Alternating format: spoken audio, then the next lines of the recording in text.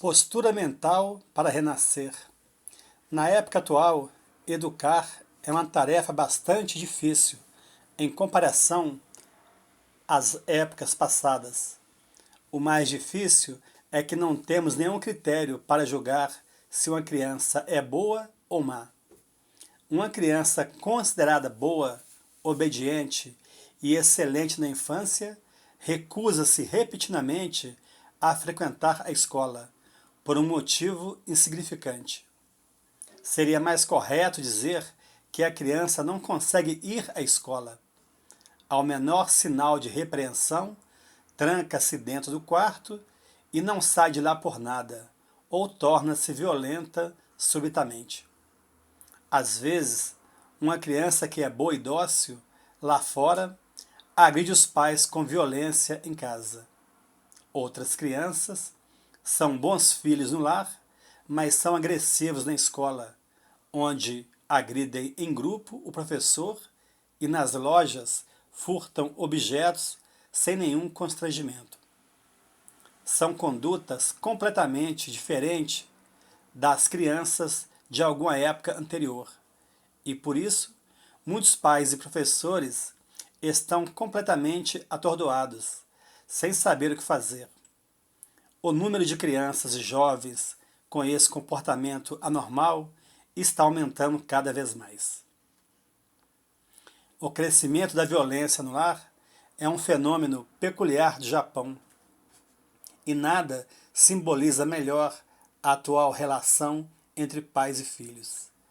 Disse que há um significado histórico que merece ser registrado na história do relacionamento entre pais e filhos do mundo inteiro. Quais são as causas? Quais são as causas desta tragédia moderna? Atendendo a inúmeros casos reais e observando o processo de cura desses sintomas, cheguei às seguintes conclusões. Primeira causa, origina-se do complexo de inferioridade da mulher. As pessoas podem sentir uma certa estranheza, mas trata-se fundamentalmente de questão de visão do ser. Dentre os complexos do ser humano, o maior deles é o que vê o homem como existência carnal. Os complexos de superioridade do homem e o de inferioridade da mulher surgem por causa da diferença existente entre ambos, ao vermos o corpo humano.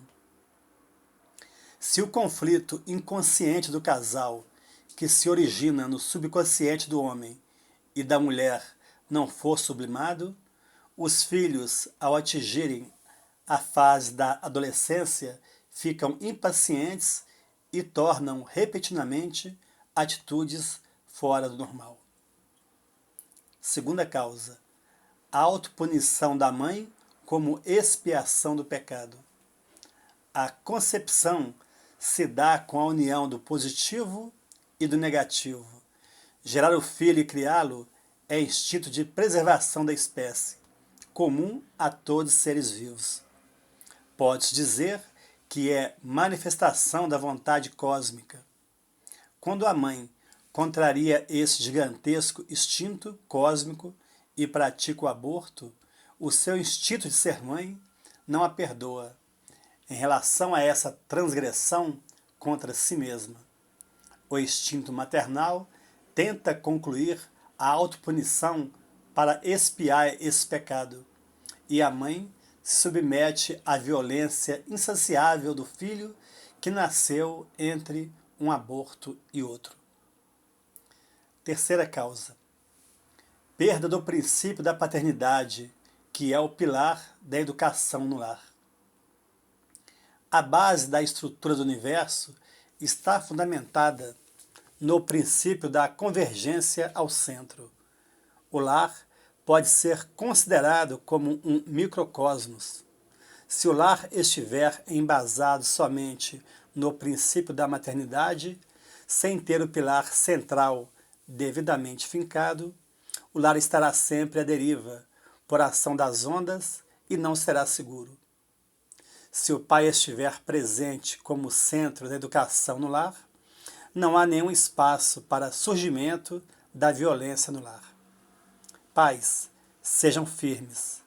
Na sociedade machista da era Meiji, a posição do pai era extremamente tranquila.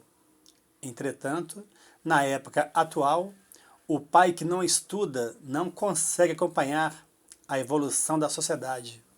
O pai, para estar presente como centro do lar, deve cultivar as virtudes de pai. Sem isso, não considerar liderar a educação do lar atual. A posição do pai é realmente importante.